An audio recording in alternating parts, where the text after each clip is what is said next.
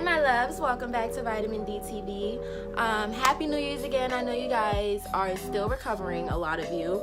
I wanted to make this video because it's 2019 now, and I know a lot of you guys have as one of your New Year's resolutions, either you want to learn a new language or you want to improve in the language that you're already learning, or if you're psycho like me, you probably want to learn 2-3 languages at one time. So I'm gonna help you guys do that and still have some dollars in your account by the end of your sessions. So the first thing you want to do, número uno, la primera cosa que tú quieres hacer cuando estás aprendiendo un idioma, the first thing you want to do when you're learning a language is to write down on an index card a vision for your life, as like, you know, with language learning in that. Like, a lot of people say, oh, I just want to be fluent in French. Okay, what's your definition of fluency? Because everybody has their own definition of fluency. Being fluent in French, like, what is that? Like, I needed to be fluent in Spanish when I was learning Spanish, but I needed to be fluent in Spanish when I was in the retail industry. But outside of the retail industry, like when I started working as a server and stuff, I didn't know what was going on. So I was like, okay, so I gotta learn Spanish for this.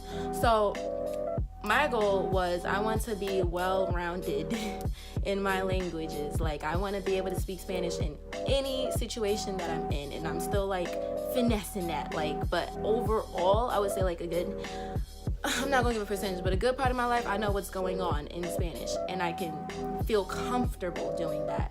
So write down a vision that you have for yourself and make sure that it's not just some vague wish, you know. Be specific with what it is that you want.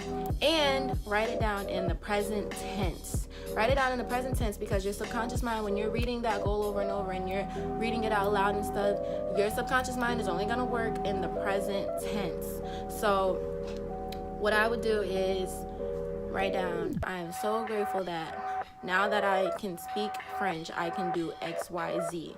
I can do this, I can go to this place, and I can do this in that place, you know, etc., etc. Like, be specific as possible. And read that goal 3 times a day, okay? Minimum. So that's just number 1. Number 2, what you want to do is to completely immerse yourself in the language that you're learning.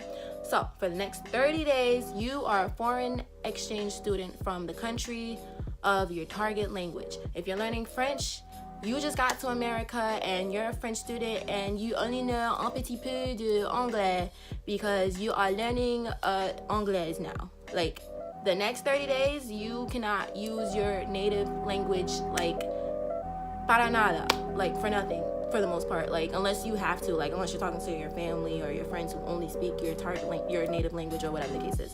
But you do not use your native language for anything else other than for when you need to.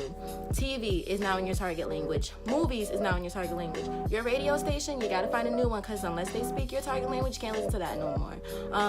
I already said music. What else? Anything that you read is now in your target language, because the faster you can immerse yourself completely as if you're already from that country whose language it is that you want to learn, the faster you'll learn, okay? And you'll get a good gist of, you know, how they talk, how they speak, how they act, you know. Language is more than just words. So when you're watching those shows and stuff, you're learning like subtle, like I said, nuances. I think that's the word for that.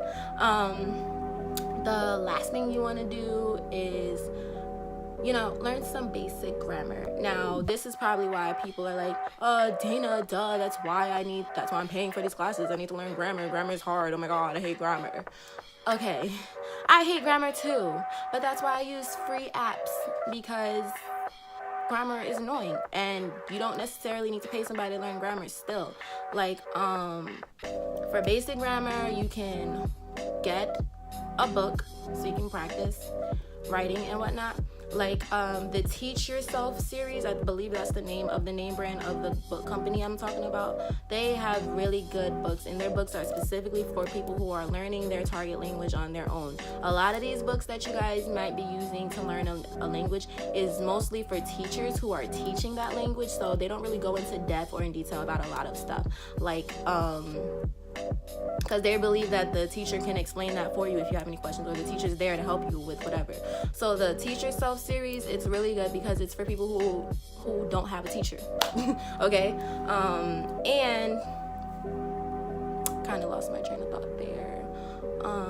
Apps. apps. So I am a huge advocate for Duolingo. That's like the first thing I tell people when they're learning a language. They're like, oh my god, how'd you learn? I always say Duolingo. Like I'm not gonna say completely, but I got a really good grip on French and Portuguese because I was using Duolingo. I completed my Duolingo tree for Spanish already. Duolingo is like, it's not gonna help you learn the language completely. No one thing is gonna help you learn the language completely. That's why I'm giving you more than one tip.